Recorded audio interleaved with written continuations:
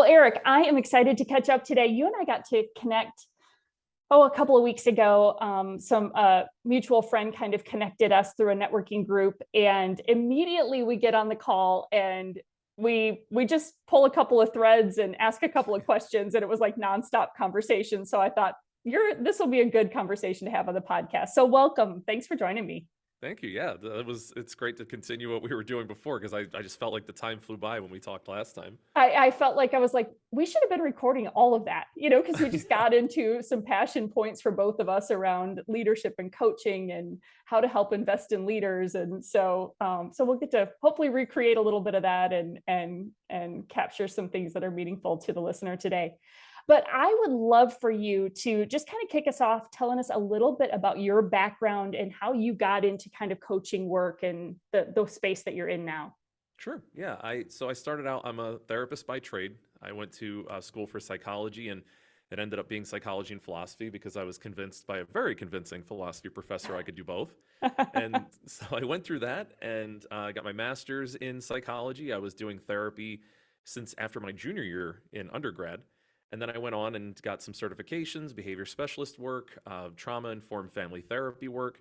And I ran a couple of organizations that did counseling. And that was really where I started doing the coaching side of things because I was doing a lot of administrative work and I really wanted to get back into practicing with people. Mm-hmm. And a lot of the people that I ended up helping through supervision were therapists. Well, and hopefully therapists aren't dysfunctional. So like I was really coaching them. I wasn't Right. really doing therapy for them, but I had a lot of work on self-care and a lot of work on helping them build themselves up professionally and personally. And so it just kind of became a natural thing to coach. And I started to do that outside of work as well on just kind of an internet basis. And it was just a small thing in the beginning and it kind of grew and grew as time went on.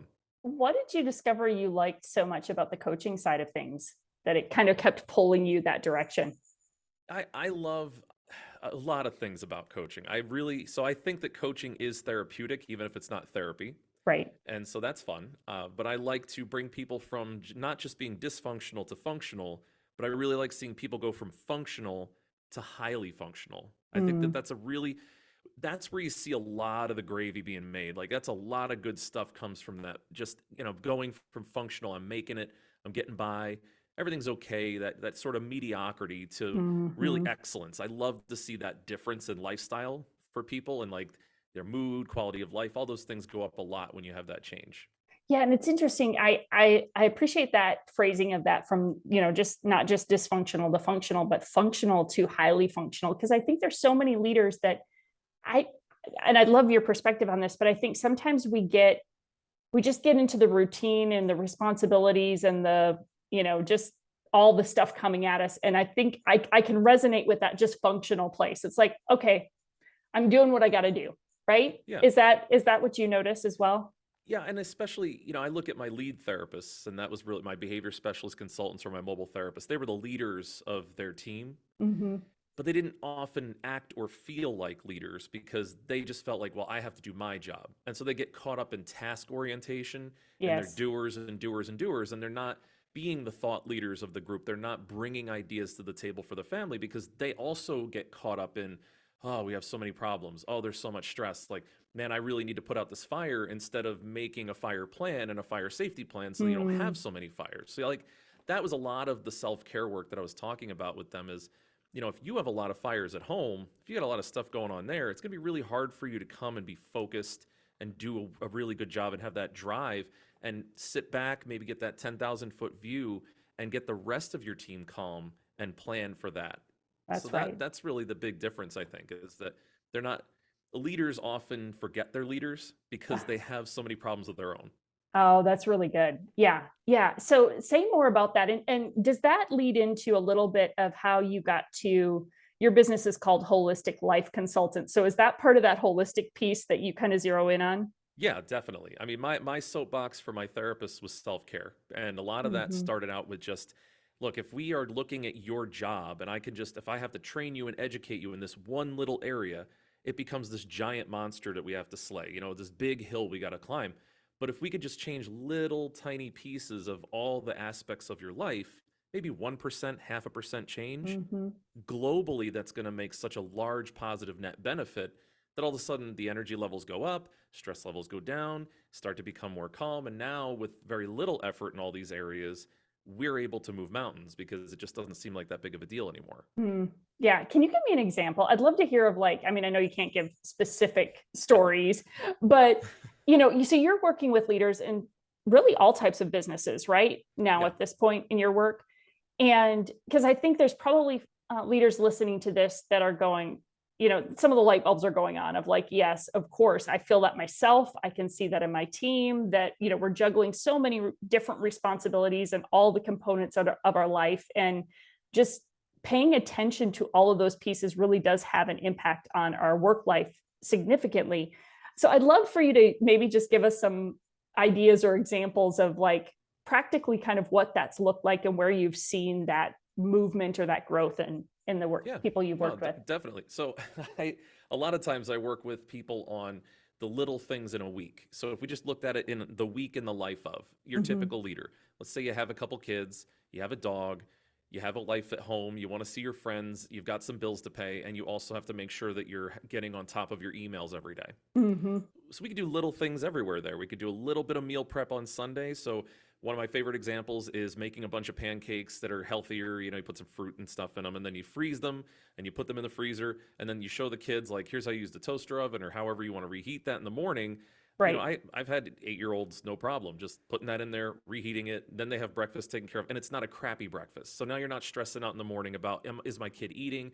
Do they have something that's good, that's healthy, nutritious? Boom, Mhm. your morning's already a little easier. Right, right. Now we Yeah. talk about, you're doing your emails, but you're doing them and you're making sure as soon as you get home, you're just jumping on, you're doing a few emails, maybe setting some auto responses. I love those. You set that Mhm. response for like 8 a.m., but you're answering it at like 6 p.m. So it looks like you're getting on top of that first thing in the morning and nobody's getting emails in the evening. So you're not bothering people, but you also don't Yes. have to get up at 8 and send those emails. That's another little thing we just like set you up to succeed. And then when Mhm. we're looking at having your bills and making sure they're paid, then like you have a bill party. So the kids can do their homework while you're sitting at the table.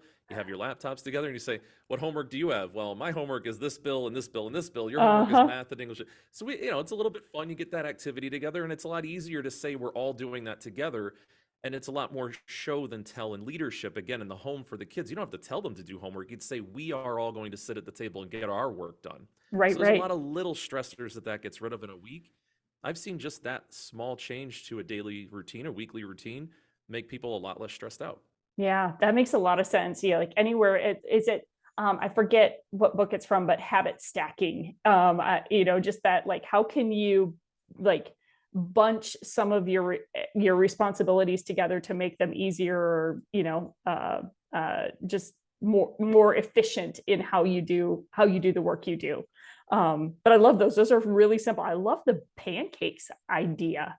That's Yeah. brilliant. And you Like can add some flaxseed in there. You can add some berries and some chocolate chips. Then the kids are really excited about chocolate chip pancakes in the morning. exactly, exactly. That's brilliant. I love that. I love that. I have some friends who do a really good job of meal planning, and then I'm always convicted by it because I'm like, anytime that I actually like think, just do a little bit of work ahead and like plan the week out, it's so much more, so much less stressful. I mean, I'll tell my Yeah. husband all the time that if I know what we're having for dinner, I'm fine to make it when I get home. Like, but it's the decision making that is like gridlock for me after a day Yeah. full of work. And then I have to come home and figure out what we're going to have. I mean, again, that seems so simple, but is that kind of a similar concept? Right. So, I mean, it's a perfect meal planning for dinner is a perfect example of something that we don't need to be stressing out about. And there's a little upfront cost that you can do. Like, so for instance, I've done HelloFresh temporarily. Yeah. I don't in a rut with food. Then we Hmm. do HelloFresh. I get a bunch of these recipes. None of them have too many ingredients. So I have those ingredients. I don't reorder the HelloFresh. We just go to the store and we get the ingredients to double, triple, quadruple that up. And now we have a new recipe and it's easy. It's nice. Like, wow, this is a ground turkey rice bowl and I really like it and the kids like it. So here we go. Yeah. Done. Like Yeah. stuff like that is there's simple ways to make it easier for yourself. And especially with introductory offers on things like HelloFresh, like it costs me $35 to get 4 new recipes. I mean, Right. that's a win in my book for things that we actually want to eat. That's a That's win right. all Yeah. day, every day. Yeah. Yeah. I love that. I love that. Just figuring out what are some of those things that you can do that simplify it. I think back to when I was a kid, like, I think it was my grandmother that had like every day of the week, she repeated the same recipe. Like it was like Tuesdays was tacos and Wednesdays was spaghetti. And like, and my family would kind of joke that like it was like this, it's like you just knew what you were having which night of the week. But I was like, she's kind of brilliant because she didn't have to rethink that decision every week. It was like, this is just what we do. Yeah. Um, We had so chicken funny. parm on Sundays when I was a kid because that's what my mom decided to make, and it was easy, it was delicious, it filled us up. Yeah. It was no brainer. It was cheap too at the time. I mean, it's not super cheap now, but Yeah. another quick example that I have is buying a bunch of holiday and birthday cards at once that look good, that you like, you Oh, enjoy. So you don't just have to like rush to the store every time it's a family member's birthday. You're going to some, oh man, we got to go to dinner because it's Uncle Jerry's birthday. And then you're like, we got to stop and get a card. No, you go to the store, you get a bunch of nice cards, not just the box of cards. You go pick cards mhm. out that you would get some people that you love. And Yeah. you have those holiday cards, you have those Mother's Day cards, you have those Father's Day cards, and they're sitting up there ready for you to go. So you're not stressing out every time there's an event. Oh, that's so good. I keep a little section in my closet with like all of the gift wrapping stuff and then Yep. even some small gifts, whether it be gift cards or like, just simple gifts that I know I would like give if it's a housewarming thing or a birthday that I'm going to. Because for that very reason, then it's like I don't have the margin for the quick run out to the store for it. So I Right. love just like these simple little life hacks that Yeah. are so critical to giving us the mental margin for the stuff we really need to focus on, right? Like that's kind of the concept. Yeah. I mean, that's a lot of organizing home life to make it easier for yourself so that it just eliminates those like those panic moments where you're just like breathing in and you're like, oh God, I still have to do that. And it's like six Hmm. o'clock and we're gonna be late. Like if we can eliminate a bunch of those, think about that, 52 of those in a year. And if once a week you saved yourself that panic, that's a lot of stress off your body. So that's, Yeah. it's just one aspect of life. But it really is there's other things that I enjoy like helping parents and couples with, like just do you know how to laugh about the fact that you're fighting with your significant other? Like, have you laughed about it? Have you looked at each other and thought how ridiculous and funny it is that you're literally getting mad about laundry? Like, that's really funny, and it could be very That's great. entertaining, Yeah. like because or it could be very frustrating. And the difference is your perspective. And if you have that outside person that comes to you and says, like, hey, you are able to and allowed to laugh about that, right? Like, you could Hmm. still have your argument, you can still make your Hmm. point, but you could laugh at the absurdity that you're getting mad over something like laundry or like the dog getting out. Like it's your Yeah. choice, but it's good to have that. Do you want to have a stress relief over that or do you want to have a stress growth over that? And I think that it's Yeah. important to decide what you would rather get out of those events. Yeah, that's big. That's big. I'm thinking about how, in every conversation or team that I'm working with, it's we just kind of hear this constant uh just feedback that people are tired, they're stressed, they're anxious, they're burnt out, like that feels like I mean, we've always had that to a degree, but it feels like it's been exponentially so the last year or more. And what are you seeing in that and what can we do to just address some of that sense of overwhelm and exhaustion I think that we're hearing that's so prevalent? How are you coaching folks in that? Yeah, I mean, I remind people that American ran on Duncan up until about 2020. So like we were going pretty hard, pretty fast all the time, and we were either self-medicating or we were just, getting ourselves to a point where we were so used to that burden that we Hmm. stopped, not that we stopped being exhausted, but we literally were able to ignore our own feelings and bodies. Mm. 2020 in a way forced us to stop and think about how we're doing and stopped and actually didn't go out all the time. Every free moment was not being taken up with either a social event or a work event. Yeah. In a lot of ways that brought our staminas down, our fortitude, our constitutions down, Yeah. but Okay. in some ways it really wasn't ever that high to begin with, and only when we got that relief from that Hmm. constant stress Hmm. did we realize how much of a taxing thing that was for our body. I mean, that really was rough, and we were just letting it wear and tear on us and wear and tear on us. I think that people Interesting. are a little more hyper aware and hypersensitive now because, man, I used to be able to be done at 4 o'clock. When I turned the computer off, I was done. And Hmm. now it's like people are asking me to go places. The kids have sports. Like, I have to go to this event. I got to go to this event. I'm exhausted and I want to be done and it's 6 o'clock already. And like, when it's dark out, I should be like on my couch in my pajamas, like I Hmm. was all day in 2021. Like that's this is not Right. normal. So in some ways, what I try to balance this out that like, yes, we do need to improve our stamina and our fortitude again, and it's going to take some time to build that back up. But at the same Yeah. time, maybe we should take some lessons from the last year and a half and take it a little easier and prioritize things and say no to things some more so that we're not so tired. Yeah.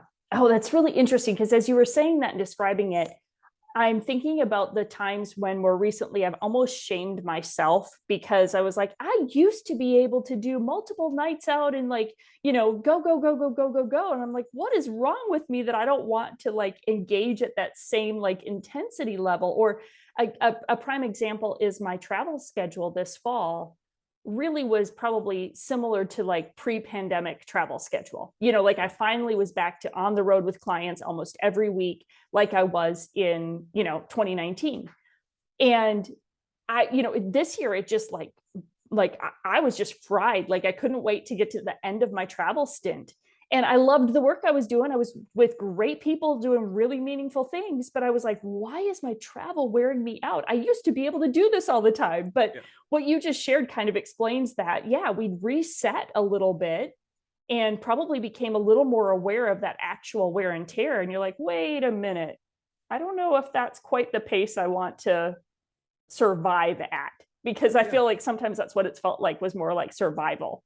Well, and I think people, when they were home a lot more, especially for those of us who were working all the time before the pandemic, Mm-hmm. when you got to be home a lot, I think a lot of people realize like, man, I actually really love being home. I love being with my kids. I love being with my family. Yeah. And maybe this is what it's all about. And I've heard that from many people that I talked to during the pandemic is like, this is one of the good things is that we all came closer together. The home life Mm-hmm. has gotten more organized. We bought more board games. We're spending more time together and we've done a lot of this. So now I think that in a way it's more exhausting because people realize, the people that were really important to me, I stayed in touch with for the last Mm-hmm. 2 years. And now I'm starting to have to kind of branch out to that third, fourth tier person and maybe we should be giving ourselves permission to kind of let those people go and keep it that way so that we can focus on the people who are most important to us. Yeah.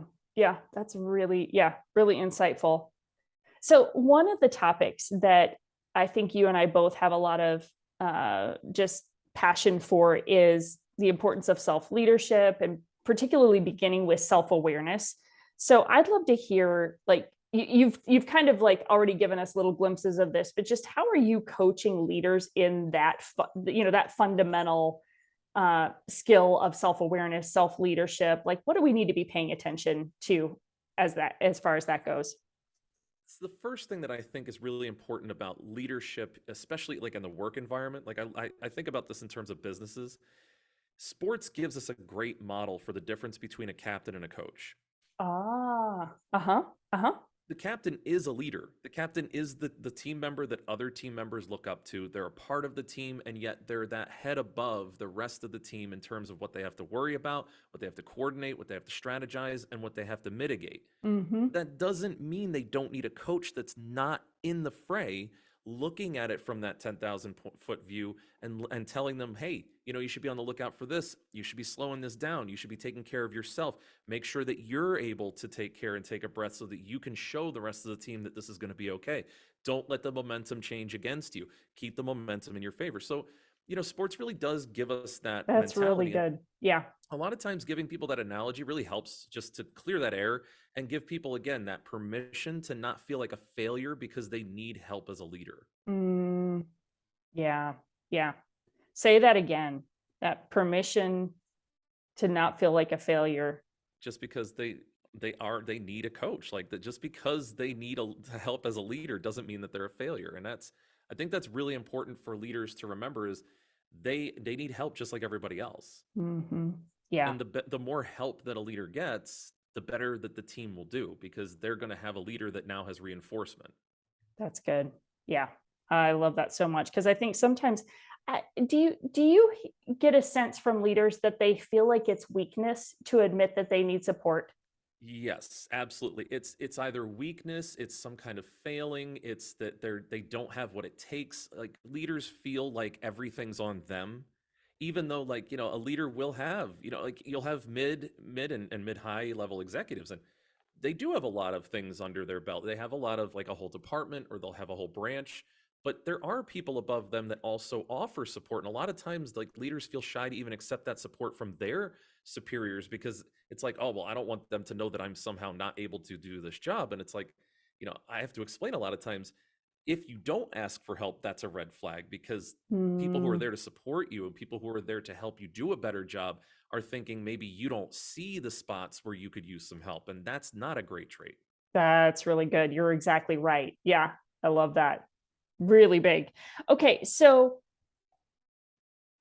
if you could encourage leaders to do one thing to better support themselves, their staff, just their leadership holistically, what would you tell them? How would you encourage them? Well, like I said, so my soapbox for the longest time was self-care. And what I mean by that truly is if you are not taking care of yourself at home, your work life is going to be a nightmare. Mhm. And if you're not showing people that you're okay personally, then professionally, it's going to be harder for them to follow you, respect you, and do the things that you're saying make sense to do because people aren't going to necessarily see, like, oh, well, you're having trouble at home and that's why you're so frustrated. They might translate your frustration to, hey, you really can't handle this project. You really don't know necessarily what you're doing. You seem to be having trouble handling us. And that's not really encouraging for leaders. So if there's one thing that I could say, like, make sure your house is in order. Take care of yourself. Make sure that when Mhm. you leave your house in the morning, that you feel like you've left a place that you can't wait to get back to. That's big. Yeah, that's really big. Um, I think there's always one of the little like caution flags for me is when I realize I get done with a day and like I have nothing left. Like the worst of me kind of shows up when I get home. It's like, Yeah. oh, caution flag, like red flag, probably actually, that like I've expended everything and left nothing for my most significant relationships, right? And but and I, I'll never forget, and the listeners to the podcast have probably heard me talk about this before, but there was a season where I was kind of just going from project to project to project to project. And my husband finally said to me, he's like, Jen, there's, there's always a project, another project, there's always another season, in Yeah. quotations, there's always, something else that you need to do, but it's really you, like the actual challenge. And he said this really graciously. He wasn't being a jerk. It was like, like you have to set sustainable rhythms. Like you have to figure out what's a pace that allows you to be, just live vibrantly and engaged in all dimensions of your life. And so I don't do this well because I do have a tendency to work too much and put too much of my energy and effort into the work that I do. But at least I feel like I've grown in my self-awareness of that kind of caution, that red flag of like, oh, I'm coming home completely spent, and that's a sign that I've got to reorder some things. I Does that so sound I right? do I sort of agree, but I also want you to not feel like it's wrong to pour your heart and soul into your passion and your career. That it's okay to come home empty. It really is. And I talk about this all the time. It is not your responsibility to withhold yourself in the middle of the day so that you've got that 10 ounces at the end of the day at home to make sure Right. you're not snapping at anybody. That's not really, I don't think that's even feasible. I don't know how I don't give 100% while I'm doing things with my clients. I don't know how to do that. Right. And if Yeah. so, I would rather have a plan at the end of the day where, you know what, listen, guys, and I talked about this with my family. When I come home and I've been gone since 5:30 in the morning and it's 10 o'clock at night, I've been working for a long time today. Hmm. So what I just so you know, it means nothing negative. It means nothing bad about you, but I am going to get home. I'm not going to talk to anybody because I've been talking all day. I'm going to go downstairs. I'm going to maybe watch a video for like half an hour or read a part of my book that I want to read. Or I'm just going to play like a 15-minute game and I'm going to breathe and I'm going to drink a stein of water, like, or a bottle of water. Hmm. I just need that time to decompress. After that, you can ask me any question you want Yeah. There you and I'll go. be there for you. But like, just know that my self care involves me doing this so that, you're aware and everybody's aware. I'm not setting anybody up to fail, but I'm also setting myself up to like, I need to refuel a little bit. It doesn't That's take me really too good. long, but I do need to refuel. And I'd rather do that than try to like worry that, oh my God, like, hey, it's 8 o'clock and I have this client. Do I reschedule with them because I don't want to be like, halfway there for them? Or do I kind of only give it half? I can't, I just don't know how to do that. And Yeah. every day is a little Yeah. different. So I just rather have a refueling station when you get home. let people know that that's there. And that's part of how they can be a primary support group for you, is just to be aware that, they can bother you in half an hour. It's okay. No, I love that. That's a really helpful practical thing. It's like what is the thing you need to refuel? Like I remember when I used to have to commute for work, and I had in some seasons I had like a 30-minute commute. And what I found is that I didn't take any phone calls. I didn't I usually didn't have the radio on or anything playing. Now it Yeah. would be podcasts. But I usually didn't do any of that, because the quiet time was like refueling time for me. And then I'd get home and I'd shift gears and I'd be present at home. And I noticed when I no longer had the commute time that there wasn't that The buffer. transition space for me. And so then it's figuring out those kind of things. Okay, what do I need? When the pandemic first happened, I would go walk around my yard, like because I really became grounded, as we all did, and was here at this desk every day, Yep. and I wasn't traveling or going out to some lunch meetings or things like that. And so I would get to the end of the day and I would close everything down, and then I would just go walk the yard, and I would pick some flowers or some weeds, or just kind of engage with nature for 15 or 20 minutes. And then I'd come back in and I'd be like ready to go. And it's fascinating how, like, figuring out what are those little simple things that they don't have to be long, but they No. can be really rejuvenating. So Yeah. really No, for sure. powerful. Fun. Eric, this is such fun conversation, and I know people are curious to learn more about what you do. How can we connect with you more with some of the work that you do? Tell folks how to connect with you. Yeah, definitely. People can either go right to the website, and that's www.holisticlifeconsultants.com, or they can email me directly, Eric Allen at holisticlifeconsultants.com. And they can also, if they want, I talk about this even on my live streams, go right to my calendar. It's calendly.com/HLC, and they can set up a 15-minute conversation. I'm happy to talk to anybody anytime. That's awesome. Thank you so much for that. And we'll include all of that in the show notes so people can just click through to all of that. But Eric, thanks for the work that you're doing. Thanks for investing in leaders, helping us think holistically about what we do, and so we can just more meaningfully engage in our lives and in our work. And so important and so practical and helpful. So thanks for joining me today. Yeah, thank you.